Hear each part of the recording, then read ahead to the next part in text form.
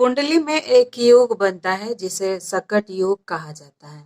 ये योग किस तरह से बनता है और इसके क्या रिजल्ट होते हैं, आज हम इस वीडियो में आप लोगों के साथ यही चर्चा करेंगे और आपको विस्तृत जानकारी देंगे कि आपको डरने की ज़रूरत है या नहीं है, किस तरह से बनता है, क्या रिजल्ट होते हैं।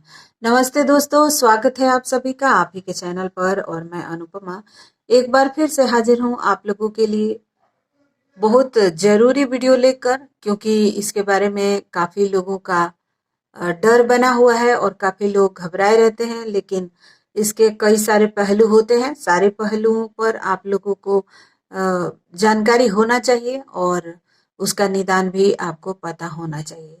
तो दोस्तों, बृहस्पति को जीव कहते हैं, यानी किसी व्यक्ति की कुंडली हम देख रहे हैं तो वो खुद व्यक्ति है, यानी बृहस्पति वो खुद है और चंद्रमा उसका मन है। तो अगर चंद्रमा जीव से 6, 8, 12 भाव में चला जाता है तो ये योग बन जाता है। चंद्रमा बृहस्पति से अगर 6वें 8वें भाव में जाता है तो ये योग ज्यादा प्रभावी होता है और इसे सकट योग कहते हैं। और सकट योग का तात्पर्य यही है कि बैलगाड़ी का ये पहिया है और बिल्कुल इसी तरह से इंसान का जीवन होता है। तो दोस्तों, जाहिर सी बात है कि 6वें और 8वें भाव में कोई भी ग्रह जाता है तो उसके रिजल्ट अच्छे नहीं होते हैं। लेकिन इसके और भी बहुत सारे पहलू हैं जिसकी जानकारी हमें होनी चाहिए। मान लीजिए कि आपका चंद्रमा स्वराशि का हो, आपका चंद्रमा बलवान हो और आपके चंद्रमा के ऊपर मंगल की दृष्टि हो, आपके चंद्रमा राहु के साथ हो या आपका चंद्रमा केंद्र में हो, तो ये योग नहीं फल देता है, यानी निष्फल हो जाता है। इस स्थिति में आपको घबराने की, डरने की जरूरत नहीं है। अगर आपका चंद्रमा पूर्णिमा का है, स्वराशि का है, केंद्र में है और चंद्रमा के साथ राहु है, चंद्रमा के साथ मंगल है या चंद्रमा के ऊपर मंगल की दृष्टि है, तो ये ग्रह प्रभावी नहीं होते हैं, ये योग निष्फल हो जाता है। लेकिन अगर ये चंद्रमा और बृहस्पति केंद्र में नहीं है और इस तरह के संबंध नहीं बन रहे हैं, यानी राहु के साथ नहीं है, मंगल के साथ नहीं है, तो ये असर देगा। देखिए, ग्रहों का जो सिस्टम है वो कुछ ऐसा ही काम करता है कि जैसा कि मैंने कहा कि चंद्रमा के साथ मंगल आएगा तो ये असर कम हो जाएगा, क्योंकि चंद्रमा जो है मन का कारक, अगर मंगल से संबंध हो जाता है तो जो हमारा मन बहुत स्लो मोशन में होने वाला था उसको मंगल जो है वो फास्ट कर देगा। यानी कि मंगल का काम ही है उत्तेजना और एग्रेसिव नेचर देता है, प्लस फास्ट मूविंग बना देगा। तो जब चंद्रमा के साथ मंगल का संबंध होगा तो ये जो स्लो मोशन वाला कंडीशन है वो खत्म हो जाएगा। अब इसके दोष क्या होते हैं?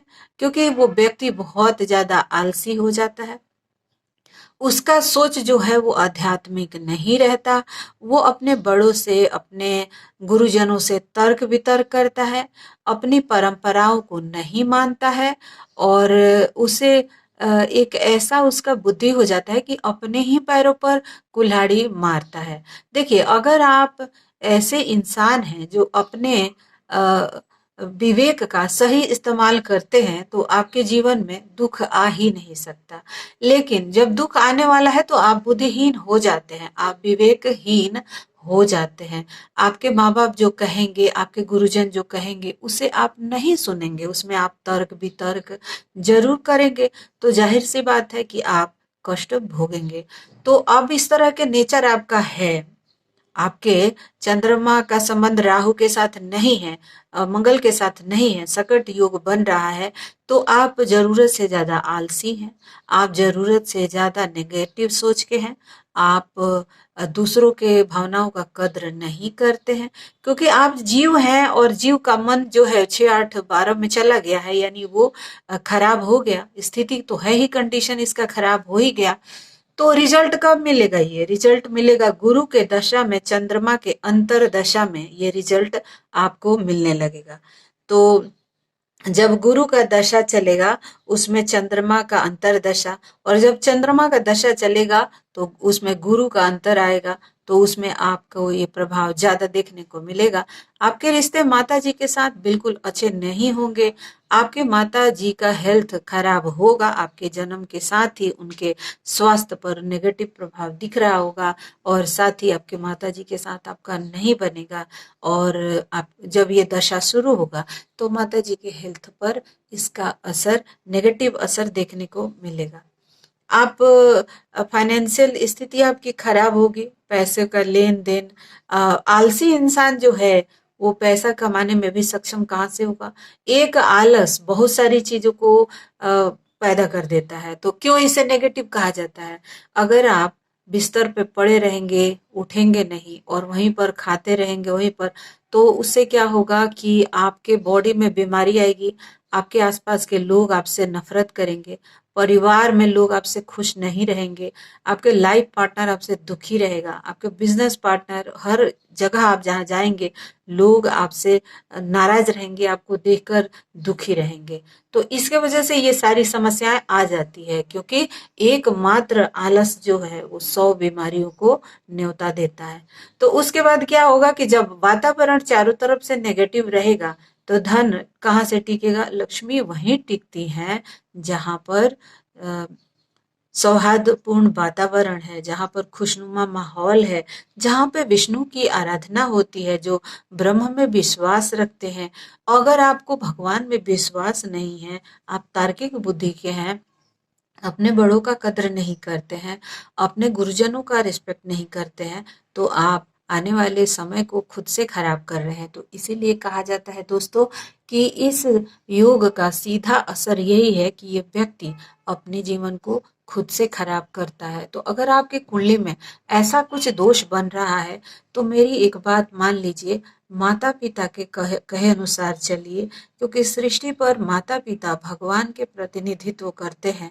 तो अगर आप उनकी सेवा कर रहे हैं, आंख बंद करके उन्हें फॉलो कर रहे हैं, प्लस आप धार्मिक मान्यताओं को मानने वाले हैं, तार्किक बुद्धि के नहीं हैं, आप भगवान में विश्वास रखते हैं, कर्म करते हैं और अपने शरीर को फिट रखते हैं, टाइम से उठते हैं, टाइम से सोते हैं, हेल्दी खाना खाते हैं, हेल्दी सोचते हैं, आपकी दिनचर्या अच्छा है, अपने आसपास के वातावरण को आप साफ रखते हैं, तो आपको कोई भी ग्रह कभी भी परेशान नहीं कर सकता है। तो आप लोग पूछते हैं दोस्तों रेमेडी बताइए, तो मैंने अभी आपको तमाम रेमेडी ही बता दिया कि आप अपने सोच को नियंत्रित करिए, भगवान में लगाइए। अगर आप किसी भी भगवान को नहीं मानते तो भी आप मेडिटेशन करिए, आप सकारात्मक सोचिए, अपने दिमाग को प्लानिंग दीजिए, आप कुछ लिखिए, सुबह शाम आप सकारात्मक सोच दीजिए, हाथ में सुबह उठते ही मोबाइल मत उठाइए।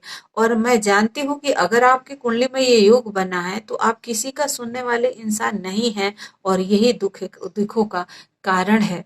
तो दोस्तों, हम चाहते हैं कि आप लोग सुखी रहें और इस योग को काट दें। तो इसीलिए मेरी जो बताई हुई बातें हैं उस पर आप ध्यान दें, और आप देखिए ना, देखते ही देखते आपका जीवन बदल जाएगा, कोई भी दुख रह ही नहीं जाएगा। कोई ना कोई मंत्र करिए आप, विष्णु सहस्त्र नाम, राम रक्षा स्तोत्र, हनुमान चालीसा, कुछ भी कर सकते हैं आप। जिस भी धर्म को मानते हैं उनके वैदिक और धार्मिक जो किताबें हैं उसे पढ़िए, उन मंत्रों को करिए, माता पिता की सेवा करिए, कुछ नहीं होगा, सब अच्छा रिजल्ट देगा।